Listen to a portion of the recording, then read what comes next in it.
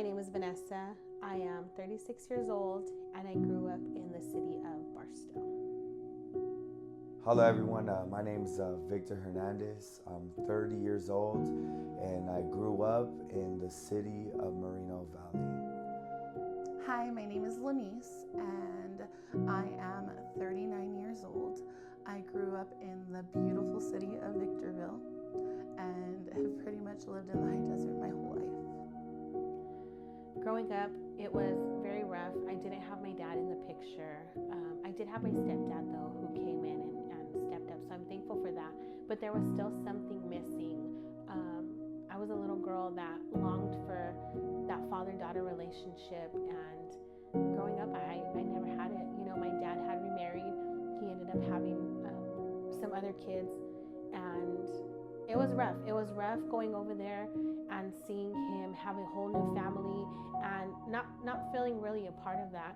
And so I longed for that. Growing up in my early ages, I had a good family, but there was also a lot of drinking, a lot of violence. My brothers were involved in gangs. They were involved in violence. And at 11 years old, I was jumped into the neighborhood. My brother jumped me into the gang. And from that time forward, I started to get involved. I smoked my first blunt when I was 11. And then from there, I became an alcoholic. So growing up, I grew up in a broken family. My parents divorced when I was still in elementary school. My dad has always been in our lives, but when my parents divorced, we lived from house to house with my mom growing up. And my mom, she was just really broken and lost, and my dad had cheated on her, and she didn't really know how to cope with that pain and to still be a mother. So she ended up allowing my father to have full custody of us. I'm actually the oldest of 4, and so my mom ended up exiting our life and pretty much wasn't in our life for most of my adolescence. So growing up, it was really difficult because not only was I the oldest child, but I didn't have a mother to teach me how to be a woman, to teach me how to be a young girl. And then myself being the oldest, I kind of took that role of helping my dad raise my siblings. So I remember looking at pictures that my dad would have of my younger siblings and wanting that relationship so bad, wanting to feel like I was a part.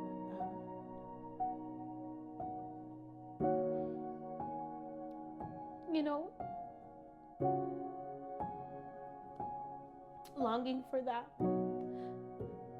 father-daughter relationship. And I believe that had a huge effect on me.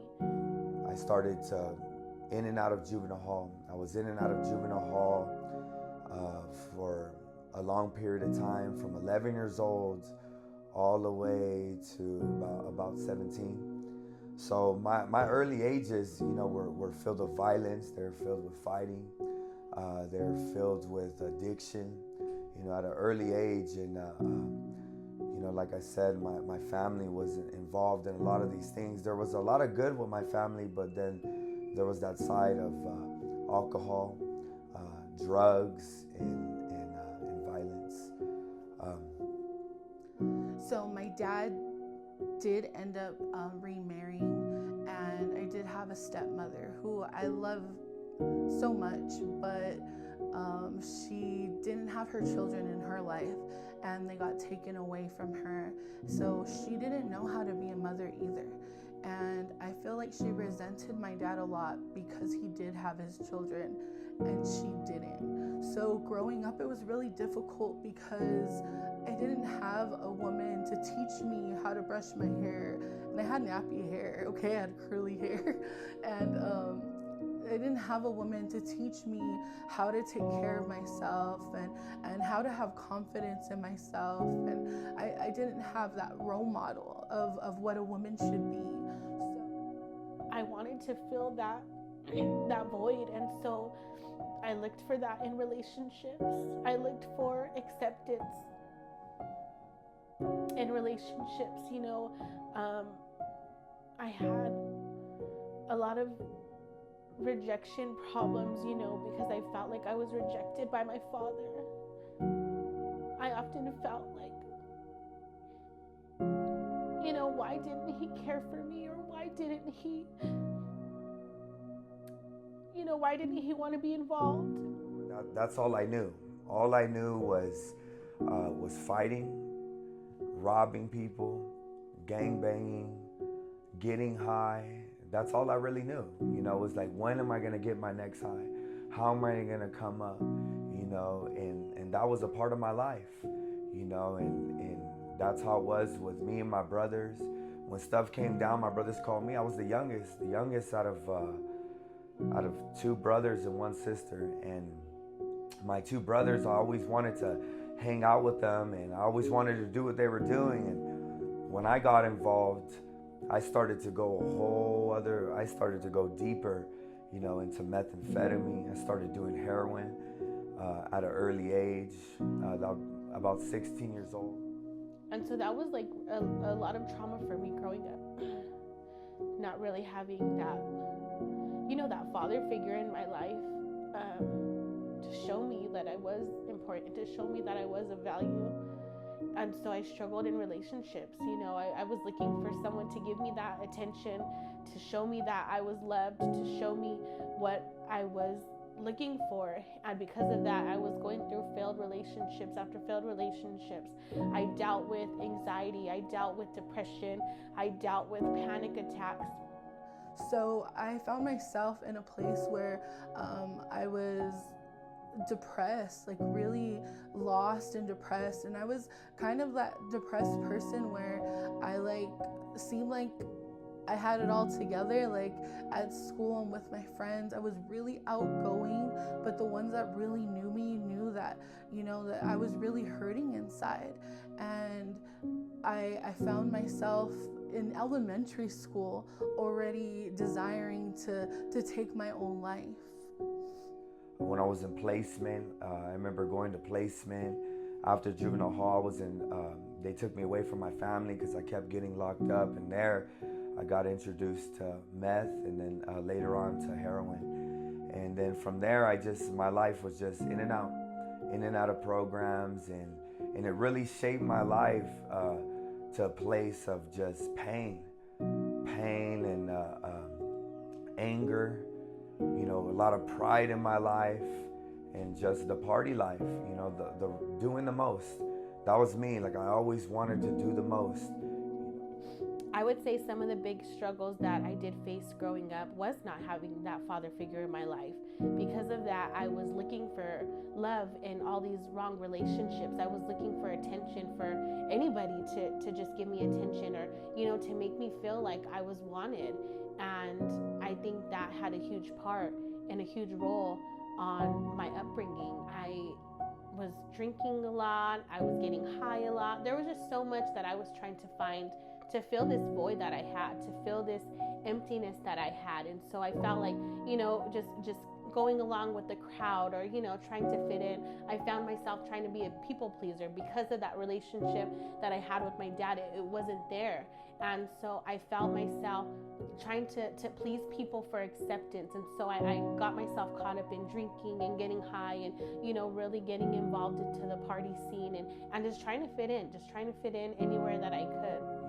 That was my mentality, is doing the most danger that I can do.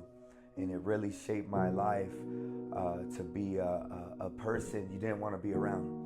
A lot of my friends didn't want to be around me because if I was there, something was going to happen. It's whether I robbed someone, whether I did someone dirty, whatever it was, I was to be around me. It was a dangerous thing. I was a danger to those around me. So in elementary school, I was actually in 6th grade, and I found myself really depressed and lost, and I had already started cutting myself. So then going into junior high, I was already self-harming myself, and I ended up being hospitalized for hurting myself. And the pain and everything that I was going through, I didn't know. I was just a young girl. I was just a little lost girl, and I didn't know how to cope with it. And I felt like in those times, like it was so long ago, in those times we didn't talk about our feelings. My dad wasn't approachable where I could share with him what I felt. I had to go through it alone, and I found the only way out was hurting myself. I felt like if I cut myself, at least that pain that I felt physically, it helped numb the pain that I felt emotionally. I remember a time where I lived with my cousin and my friend, and it was just us girls. I was working, and I remember things started to go rocky between all of us. At first it was good. At first it was like, everything was good. But then I started working, and I just wanted to drink. I just wanted to drink. I just wanted to party.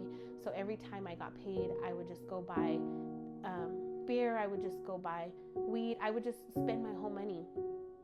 And it got to a point where I wasn't like taking care of responsibilities. I wasn't paying my bills, and I lost my job. And I remember feeling like I had nothing at that point. I had nothing. And I remember I packed up my bags. I got in my car. I had this little car that, would barely make it around town. And I remember praying to God, like, please God, like, help me make it to Victorville, because that's where my parents were living, in Victorville, and I was in Barstow.